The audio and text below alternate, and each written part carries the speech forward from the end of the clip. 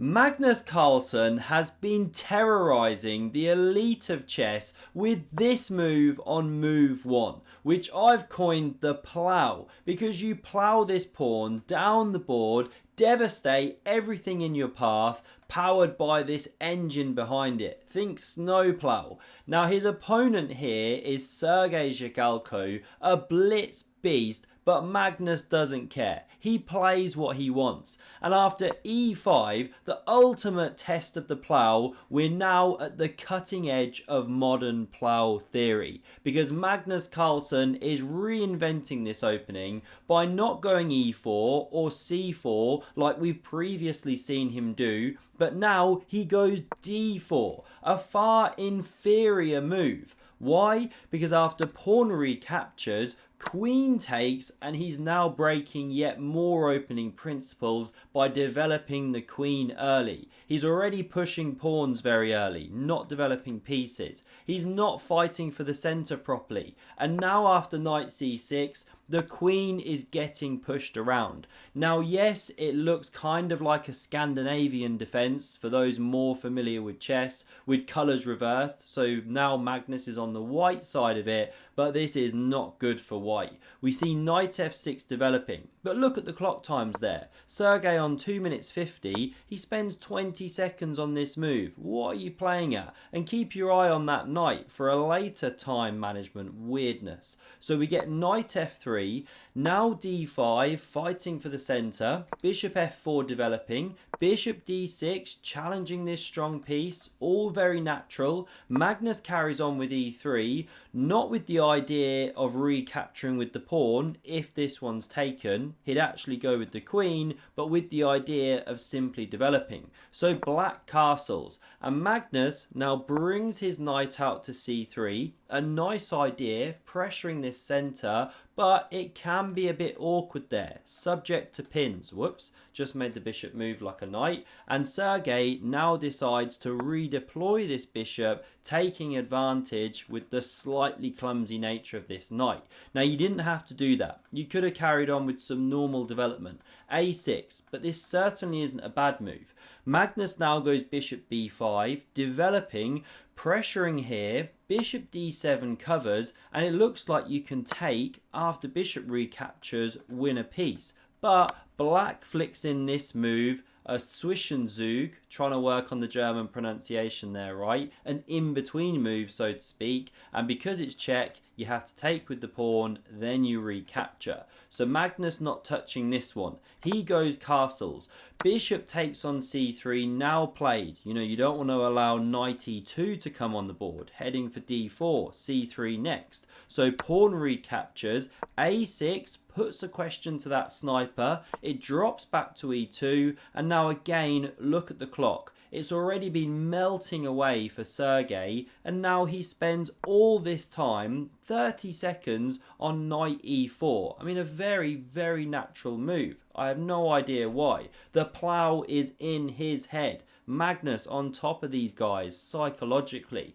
Now the pawn under fire, defended by the queen. Knight a5 gives the queen a little tickle. It comes back to a3 here, still covering the pawn, hitting this knight, and you see the evaluation bar now drop down, but you've got to take these things with a pinch of salt. Because c5 is played to defend the knight with the queen, very natural, computer doesn't like it. Because the silicon overlord wants bishop b5. Idea being, you take me, I take you, good for black, and if you take me first, I recapture with the pawn, defend the knight, and I've got a lovely clump of pawns here, doing well. But okay, c5 played, watch the bar go, you have to take this stuff with a grain of salt, as mentioned.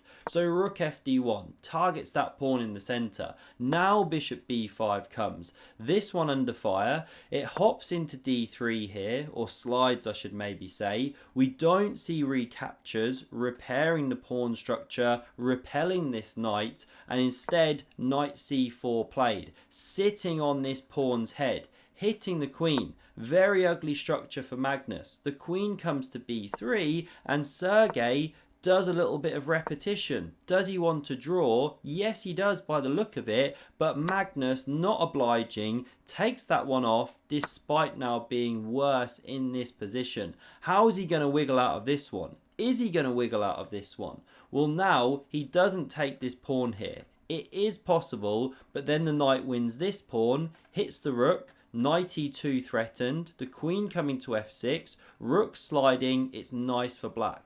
So instead, Magnus goes knight d2. Nice move. The knight takes here, rook recaptures, and yes, black can pick up this pawn, but then Magnus wins this one. Decisions, decisions. And the guys he's playing just burn this time. 2 minutes down now, Sergei. We get b5. He decides to defend the b pawn.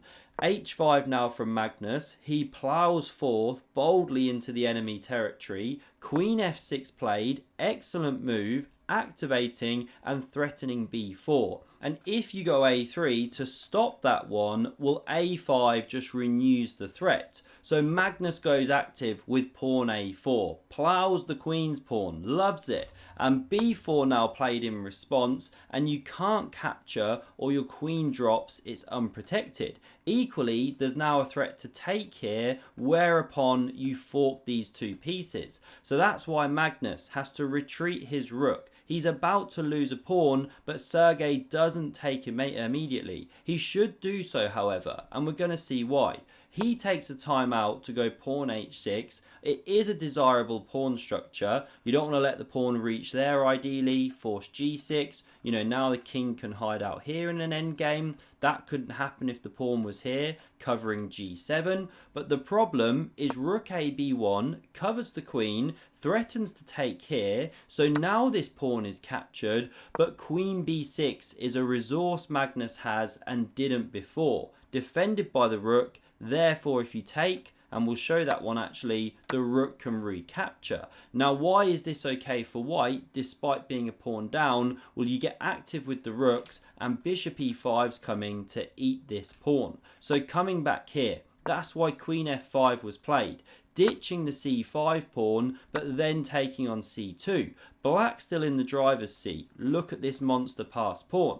So bishop e5 from Magnus. He activates that piece. Looking at the king, looking at the pawn, looking to sit back here. We get rook ac8, kicks the queen, and Magnus should technically come this way. But he goes queen d4, threatens here, and f6 should be played here. Just to get rid of that bishop, then activate the rook. Black still doing well. But what we see in the game is bishop to b3. And this leaves a problem on the g7 square. And that's a very tricky move. Magnus didn't actually capture this pawn. There's a lot to calculate, such as starting with rook c4 or going for the immediate queen to h7 here. Bishop threatened, you know, you're going to win a piece. Well, what if it takes here? Well, then black can take here, and you can get some kind of line like this, where yes, white is okay, computer gives it slightly better, but this pawn looks so dangerous. What's really going on here? Hard to say. So Magnus doesn't touch this pawn immediately. He kicks the queen first. It slides to d2, and now he goes queen g4, and he's playing against Zhigalko's clock. Look at the time difference now, coming back to haunt him. So mate is threatened. f6 played, only sensible move. And now can you find a great tactic for white here to carry on this attack?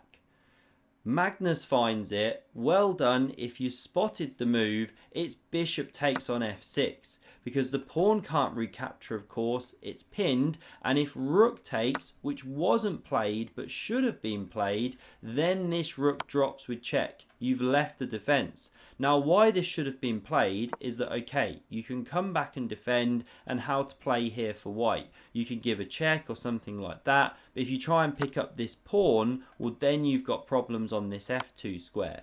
Big counterplay, even though black is an exchange down. So that was the way to go. Take that bishop. But rook c7 was instead played. coming away from this attack, but it leaves on another brilliant tactic for white. Again, pause if you want to test your skills. Magnus finds this move now. He smashes this pawn off the board on c3 by taking with the rook. And the point is, you want to recapture, but then you get mated in one. So what to do? You have to stay here, but your rook's under fire. Well, there's two sensible options. One is bishop c4, covering the attack and also protecting that piece, which is currently under fire. The other is bringing the rook here to pressure this bishop and also the f2 pawn behind. But what you can't do is rook takes on f6, which was played in the game. Because now Magnus simply snaps this rook off the board on c7. There's a huge attack against the king. Sergei goes for this counterplay here, but it doesn't work. What if he covered the attack on g7? Well, now many ways to go, but one of the absolute simplest is taking king recaptures and you're simply a rook ahead. There was also mating attacks there. But what we see in the game is queen takes with check, king h2, and we simply see resignation here. Sergei's seen enough. If, for example, you defend one more time, well, once again, you can go for very simple lines like this. Magnus is killing it.